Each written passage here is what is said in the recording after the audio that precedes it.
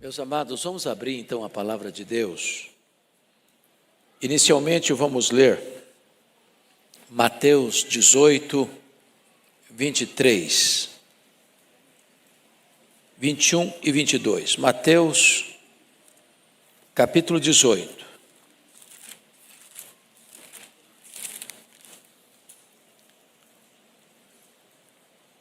Versos 21 e 22.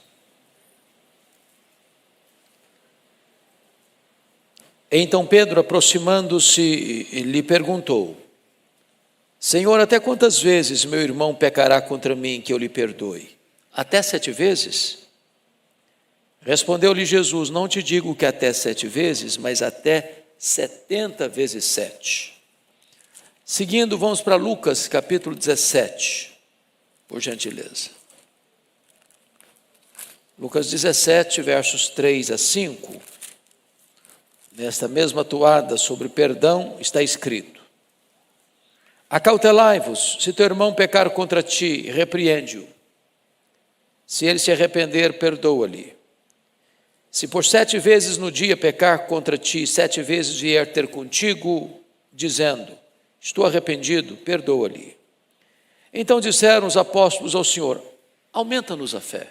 Finalmente, vamos dar uma olhadinha em Colossenses capítulo 3. Colossenses capítulo 3, está escrito o seguinte nos versos 12 a 14. Revesti-vos, pois, como eleitos de Deus, santos e amados, de ternos afetos de misericórdia, de bondade, de humildade, de mansidão, de longanimidade. Suportai-vos uns aos outros, perdoai-vos mutuamente, caso alguém tenha motivo de queixa contra outrem. Assim como o Senhor vos perdoou, assim também perdoai vós. Acima de tudo isto, porém, esteja o amor, que é o vínculo da perfeição. Amém. Irmãos, o assunto de hoje tem a ver com você e tem a ver comigo. Eu tenho plena convicção de que nenhum de nós nesse auditório pode dizer: eu não preciso desse assunto. Esse é um assunto que não me diz respeito. Isso porque nós não somos uma pessoa perfeita. Nem convivemos com pessoas perfeitas. Como diz a Bíblia, mais hoje ou mais amanhã, nós vamos ter motivos de queixas uns contra os outros. Portanto, o perdão é vital para você ter saúde física, emocional e espiritual. A falta de perdão adoece emocional, física e espiritualmente. A falta de perdão adoece os relacionamentos. E eu não estou falando apenas de graves problemas. Estou falando das raposinhas que devastam as vinhas quando elas estão em flor. Estou falando das picuinhas, das coisinhas miúdas, que podem ir se acumulando, virando uma bola de neve na nossa vida, a ponto das relações ficarem frias, geladas ou indiferentes. Eu estou seguro de que, como o pastor Arival pontuou no começo, é fácil pregar um sermão sobre perdão. Não é fácil você perdoar alguém que fala mal de você, ou que faz mal deliberadamente a você. Mas se você é um crente verdadeiro, se você nasceu de novo, se você é filho de Deus, se você faz parte da família de Deus, perdoar não é uma opção, é uma exigência absoluta. Porque onde não tem perdão, não tem graça. E onde não tem graça, não tem salvação. A Bíblia é categórica nisso, a ponto de dizer que quem não perdoa, suas orações são interrompidas. Então você não tem comunhão com Deus. Quem não perdoa, não pode ser um adorador, porque não pode trazer sua oferta ao altar. Porque antes de Deus aceitar a oferta, Ele tem que aceitar o ofertante. Se você não perdoa, então você interrompe o fluxo do perdão de Deus sobre a sua vida.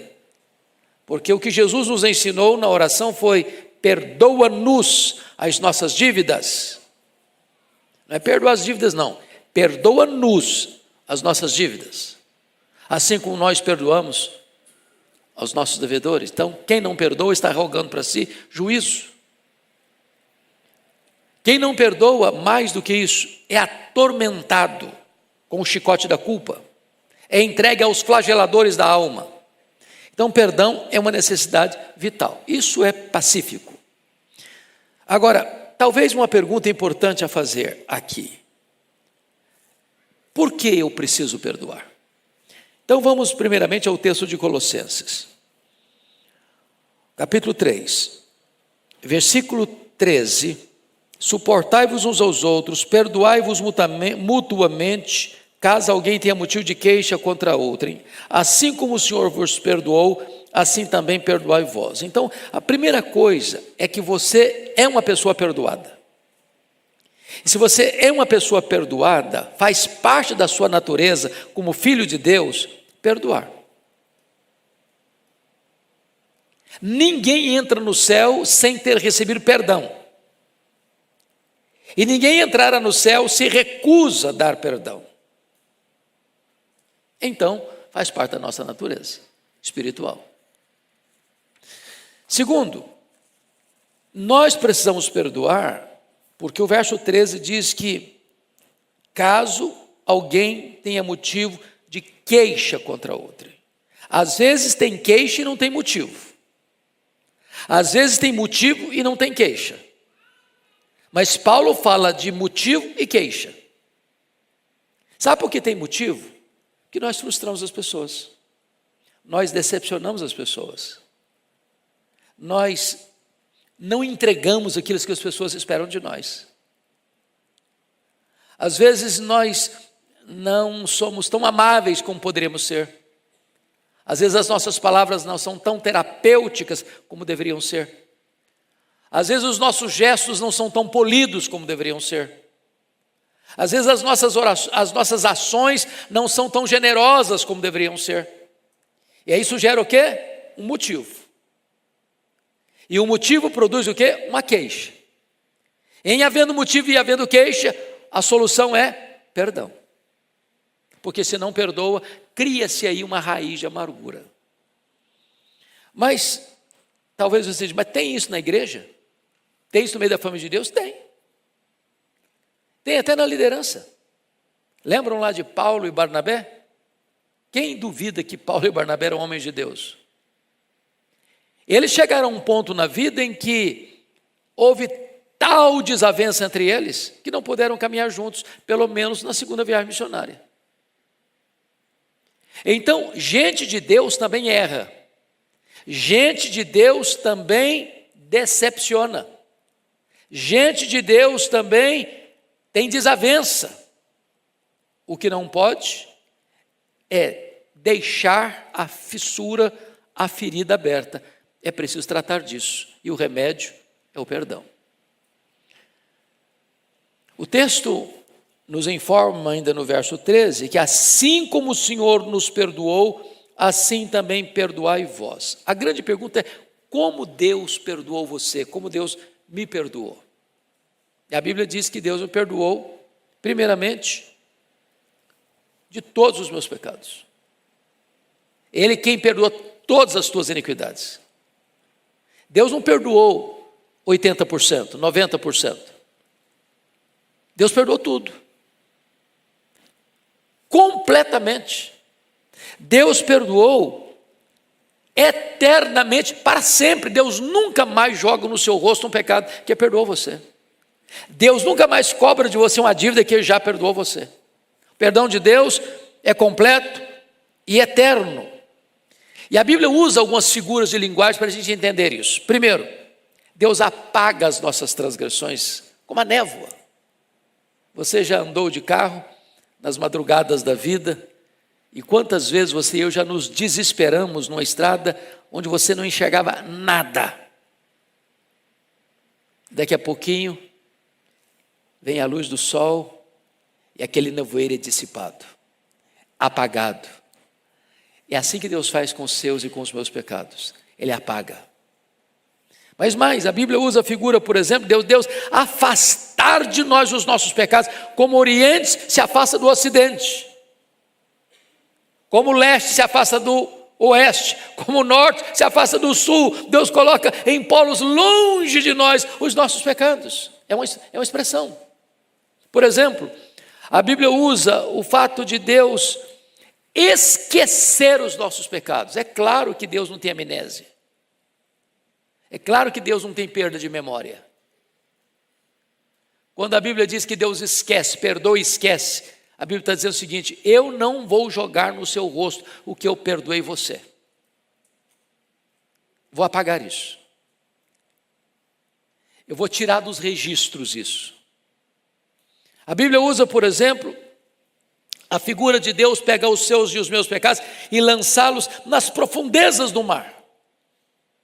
E Corrie-ten-Boom, que sabia tão bem o que era perdão, disse: Deus não só faz isso, mas ao jogar os nossos pecados nas profundezas do mar, bota uma placa: é proibido pescar aqui. É assim que Deus perdoa os nossos pecados. Mas vamos agora para o texto de Mateus. Mateus 18. Abra comigo lá novamente, para você acompanhar. Mateus 18. É importante ainda perceber, ao entrar nesse texto de Mateus 18, duas coisas que eu quero colocar como preliminar desse texto. Então Pedro, aproximando-se, lhe perguntou: Senhor, até quantas vezes meu irmão pecará contra mim que eu lhe perdoe? Até 7 vezes? Respondeu-lhe Jesus: não te digo que até 7 vezes, mas até 70 vezes 7. Vamos parar um pouquinho agora nessa questão da quantidade de pecado, porque a pergunta agora não é como, é até quanto eu devo perdoar. Pedro não tinha problema com perdão. O problema de Pedro aqui é: Senhor, até onde eu vou nesse negócio? E aqui tem um problema, irmãos, que é muito solene, porque o perdão às vezes é um problema pessoal. Tem gente que não consegue perdoar a si mesma. Conhece gente assim? Tem alguém assim aqui hoje aqui? É quando você erra e você não lida com você mesmo bem. Quando você aplica em você mesmo o chicote da culpa. E a culpa, irmãos, é um carrasco. A culpa coloca você num pelourinho e açoita você dia e noite. Tem gente que não se apropria do perdão de Deus.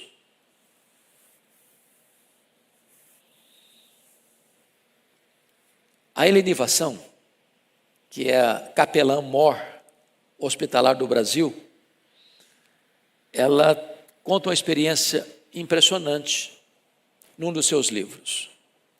E ela dá o nome da pessoa, não sei se é um pseudônimo, se é o nome mesmo, mas o nome que ela põe lá é Doralice.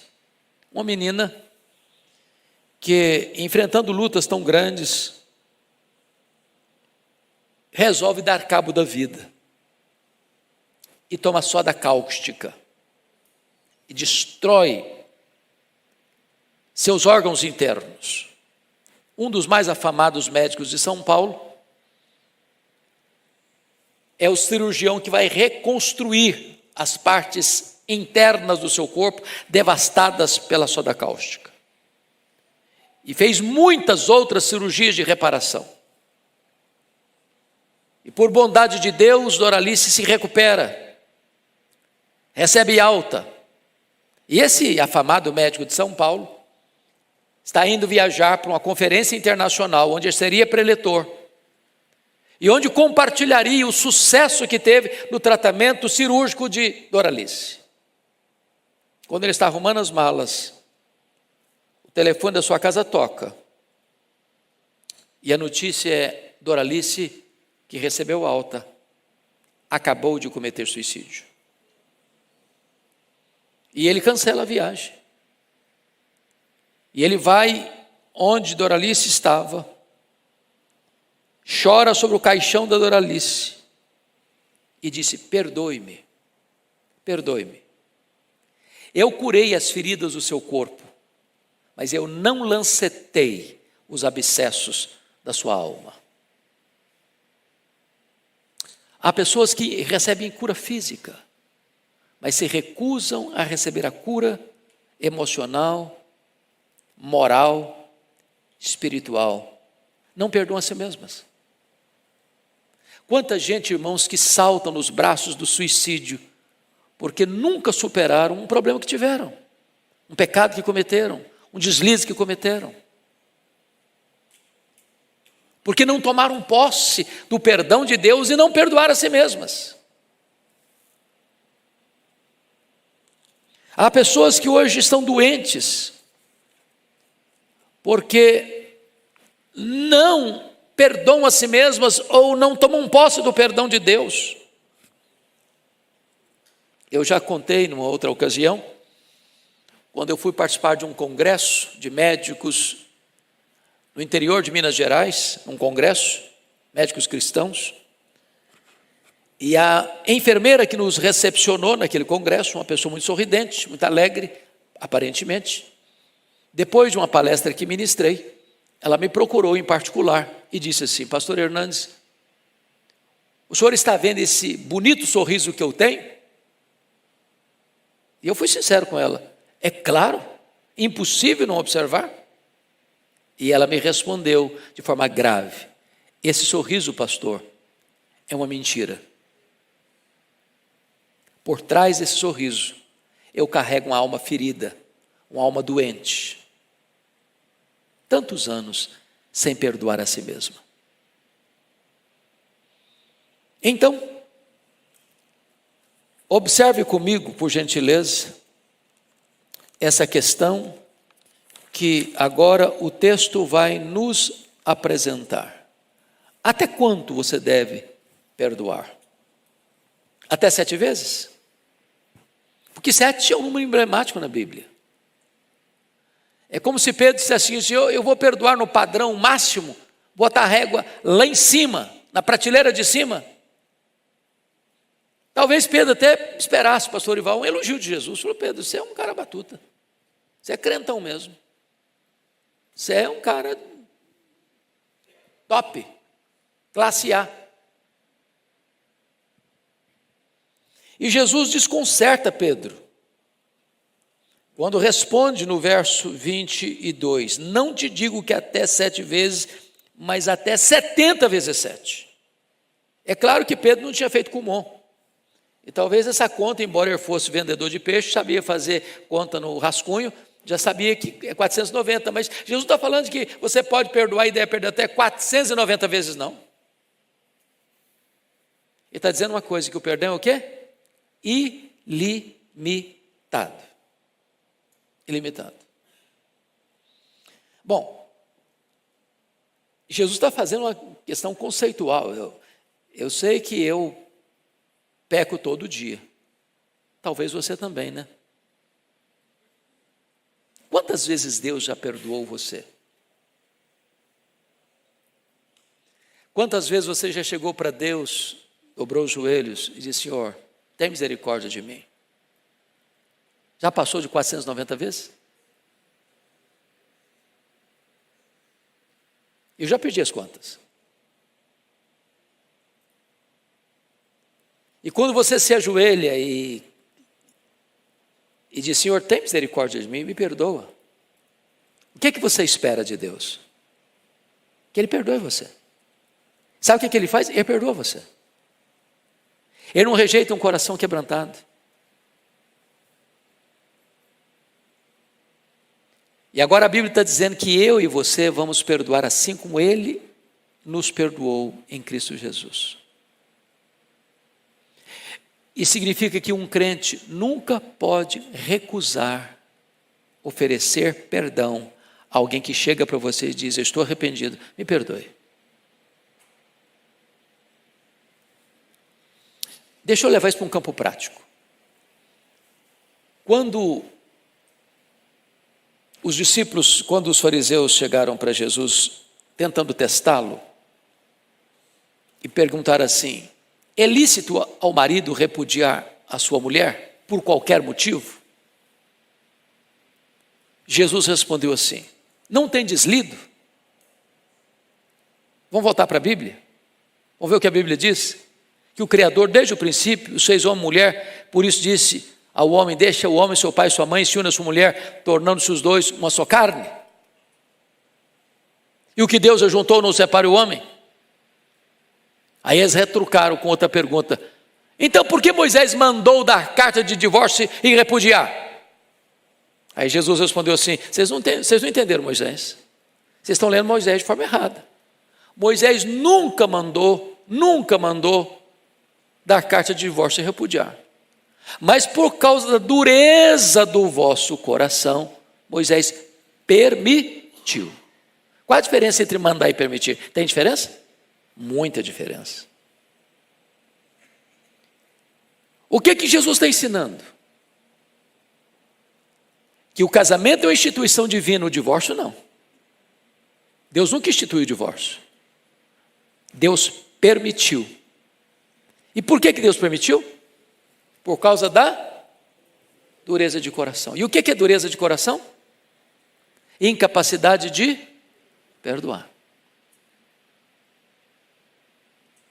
Perdoar o quê? Qualquer situação. Eu já contei para alguns aqui, em outras ocasiões, eu tive um irmão assassinado. E não é por um estranho, que eu não conhecia, alguém que cresceu com a gente. Um irmão que tinha feito 27 anos no dia anterior à sua morte. É fácil perdoar? Não é fácil não. Mas é necessário. Entender, irmãos, que o perdão é necessário, é vital. Não é até 7 vezes, é até 70 vezes 7. Ou seja, não tem limite. Porque é assim que Deus trata com você, é assim que Deus trata comigo. É assim que devemos tratar uns com os outros. Vamos para o texto de Lucas 17, vai lá comigo. Lucas 17.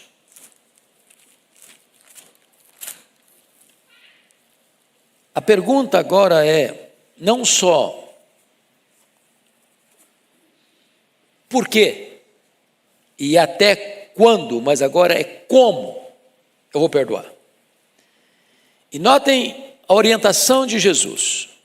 17, versículo 3. Acautelai-vos.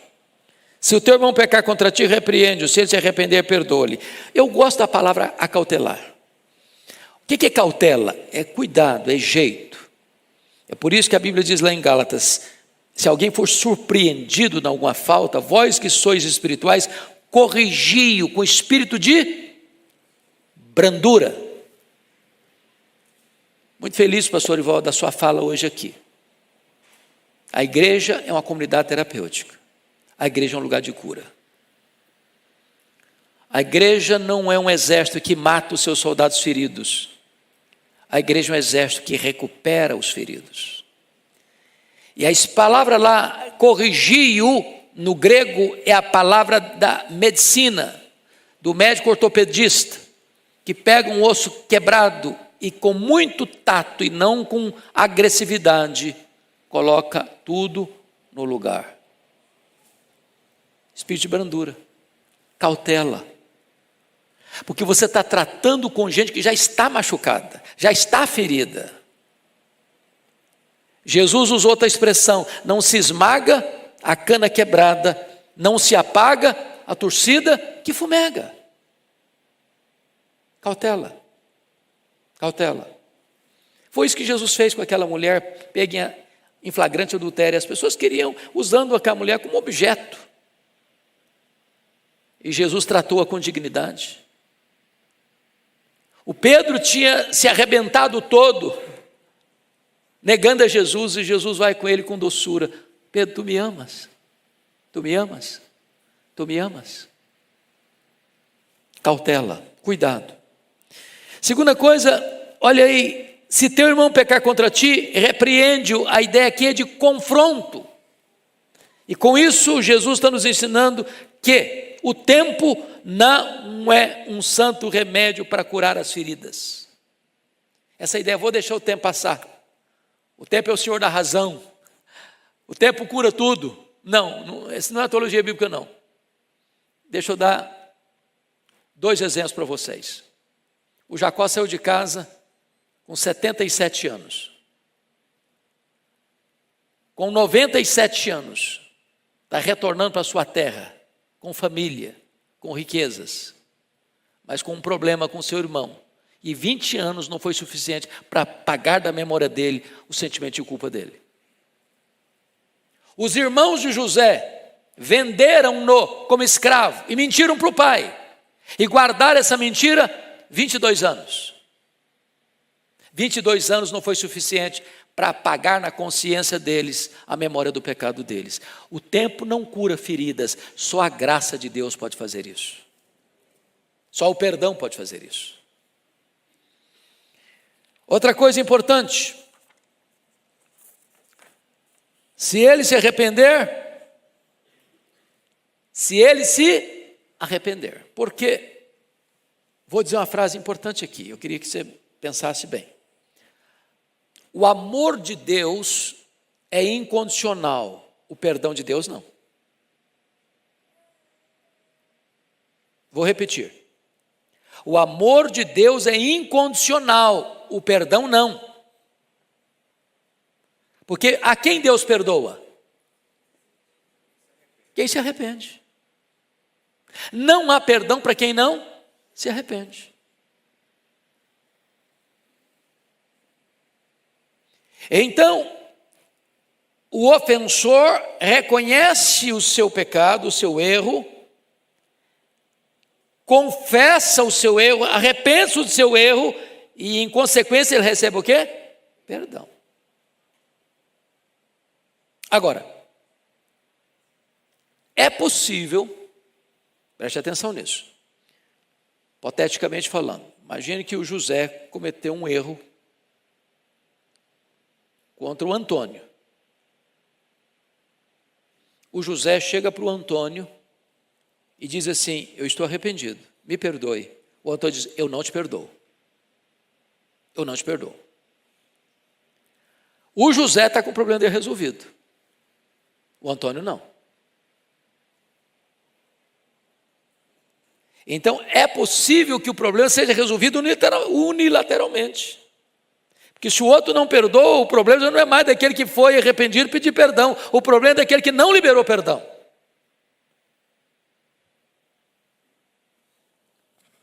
Perdoa-lhe. Perdoa-lhe. Eu ontem, no sermão das 11, contei uma pequena história de Corrie ten Boom. Do milagre que Deus fez na vida dela para levar uma Bíblia para dentro de um campo de concentração. Mas aprove a Deus que ela saísse do campo de concentração e se tornou uma pregadora, uma preletora, viajando várias nações do mundo, pregando a graça, a bondade, o amor de Deus. E um dia está pregando na Alemanha, e o guarda do campo de concentração onde ela estava sofrendo maus tratos, onde a sua irmã Betsy foi assassinada, tão cruel, tão fragilzinha, tão doentezinha, tão magérrima, diríamos nós. Esse problema não ficou muito bem resolvido no coração dela, da mágoa.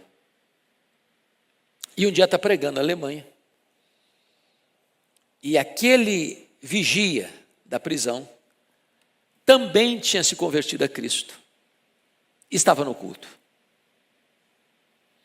E esse homem, na porta da igreja, estende a mão para ela e pede perdão para ela.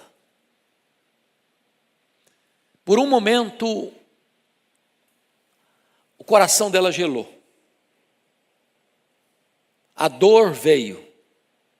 Sentimento de mágoa brotou. E Deus então diz para ela, silenciosamente: estenda a mão. Perdoe este homem. Fique livre desse desse mal. Esprema esse pus da ferida. Fique completamente livre desse fardo. E foi o que ela fez. Se ele se arrepender, perdoa-lhe. Até quantas vezes? 70 vezes 7. Preste atenção aqui. O texto no verso 4, meus irmãos, para mim é um dos mais complexos da Bíblia. Você pode ler em voz alta o verso 4 comigo? Lucas 17, 4. Vamos juntos? Se por 7 vezes no dia. Vamos toda a igreja comigo. Está aí na tela? Agora sim, vamos lá. Se por 7 vezes no dia pecar contra ti, e 7 vezes vier ter contigo, dizendo, estou arrependido, perdoa-lhe. Eu não conheço nenhum caso, pastor Ival, dentro desse preceito aqui, não conheço. Você conhece? Alguém que errou com uma pessoa 7 vezes no mesmo dia, e 7 vezes veio pedir perdão? Você está dizendo para ele, você está de brincadeira comigo? Não falaríamos isso? Você está de brincadeira comigo? Você está zoando a minha cara? Você está zombando de mim? Você acha que eu sou bobo? Seria essa a nossa reação? Eu acho que sim, não? Jesus está levantando uma situação quase que irreal. Uma situação hipotética dificílima de ocorrer. Mesmo que seja uma situação tão extrema quanto essa, a ordem é perdoa. Nunca só negue perdão, nunca.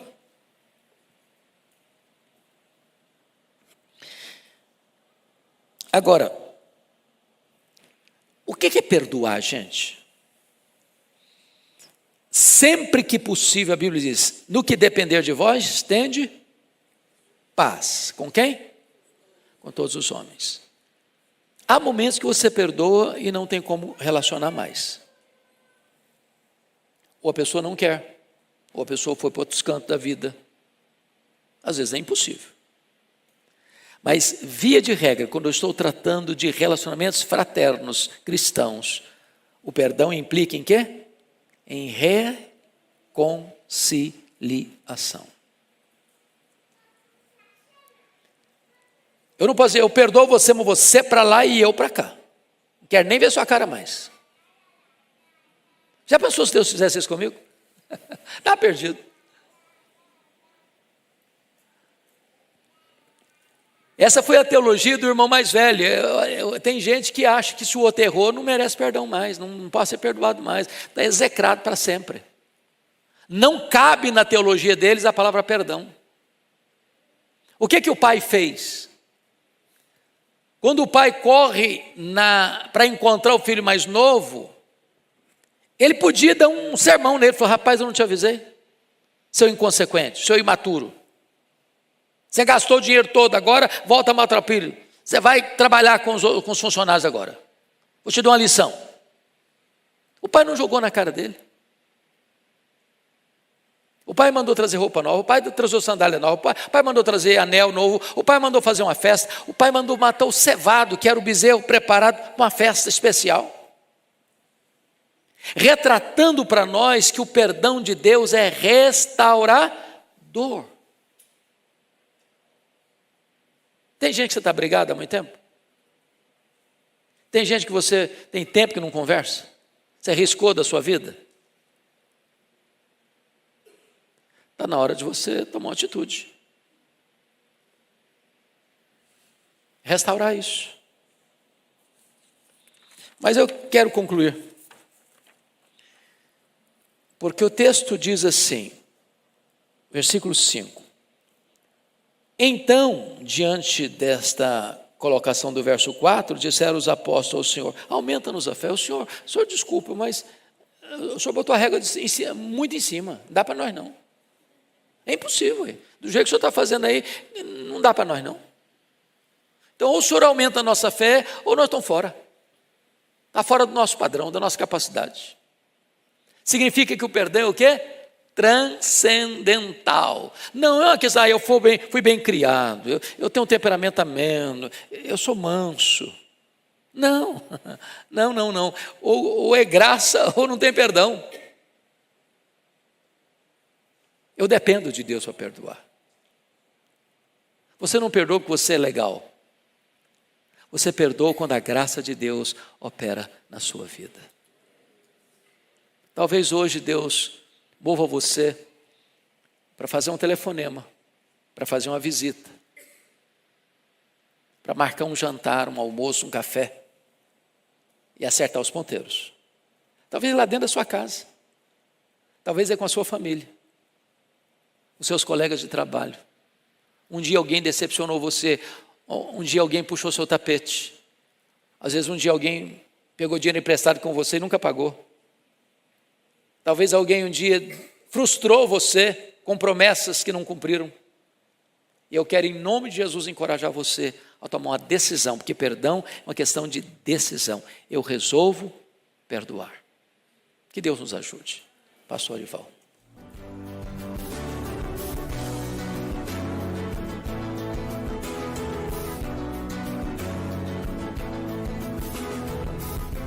Palavra da Verdade, com Hernandes Dias Lopes.